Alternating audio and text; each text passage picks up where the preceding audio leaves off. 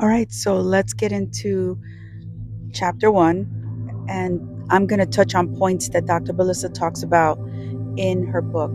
And one of the most important parts to me when I started reading is what she says about looking at your style of breathing and where your breathing is coming from. Because tests can tell you about your breath, but they're not telling you how it's affecting your emotional health, your posture, and even how it is affecting your life emotionally and physically, and ultimately how to fix it without a prescription. So I really love that.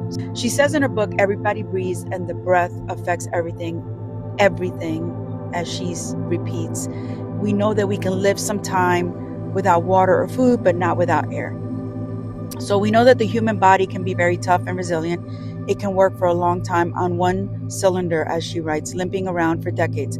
You can live taking in hamster-sized breaths, but you'll suffer, your sleep will suffer, and so will your connection, feeling of balance, and ability to perform. I love this that she wrote here in the book. You'll be alive, but not a very happy hamster. So other issues are resolved when you start breathing better, are your digestive issues, some neck pain, and I found this throughout my learning of breathing better with Dr. Belisa.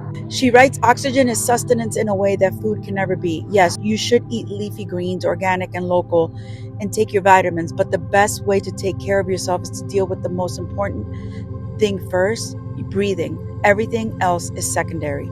So now consider something you could do just as quickly and more cheaply, merely by adjusting your inhale and exhale just a tad, and that's what breathing is about, this book is about.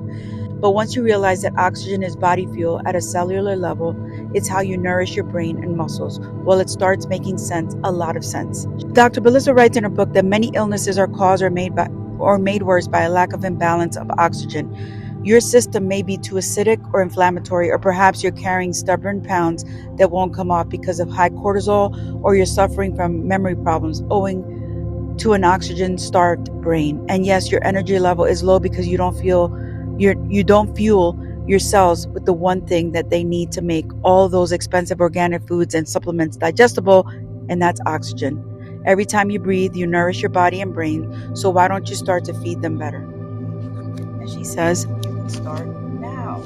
So by changing your breathing, you will be able to control stress, not let it control you. How? By deactivating dysfunctional breathing patterns, by realigning your breathing to work with your body, not against it, by learning to activate your underutilized diaphragm muscle and working your breathing muscles just as you would in physical therapy. We're going to start out with making sure you log in your baseline numbers for stress, pain, sleeplessness, fatigue, etc. So if you have the book, that would be on page 17 and breathe. So you have to get your hands on this so you can follow through with this and observe how breathing exercises start to change your health overall. And then after 14 days, fill out the forms in Appendix 3, which is in the back. Daily exercise makes a difference immediately in the short term as well. Keep notes for each of the 14 days by using the pages provided at the end of this book. So you need this book to get started. We'll talk a little bit about baseline numbers, and then we are going to head into chapter 2 tomorrow. Stress on a scale of 1 to 10, which 10 being the most stressed. How stressed are you now? Over the past week, what was your average stress level? Over the last month, don't judge yourself by the event that caused it. Stress can be caused by worries about an impending problem, not necessarily the result of a direct trauma. This is a subjective number that has to do only with you. Over the next 14 days, rate your stress. So you're going to rate your stress, your pain, energy level, sleep, mood, cravings. You're going to describe and rate your neck and shoulder stiffness. Describe and rate your sense of mental clarity and memory. Describe and rate any problems with your digestion, including not emptying your bowels once a day, acid reflux, heartburn, irritable bowel syndrome. Include any pelvic floor problems like leakage, incontinence, or urgency if it's applicable, and endurance. So those are the 10 things you're going to be rating. So get your hands on this book so you can follow along.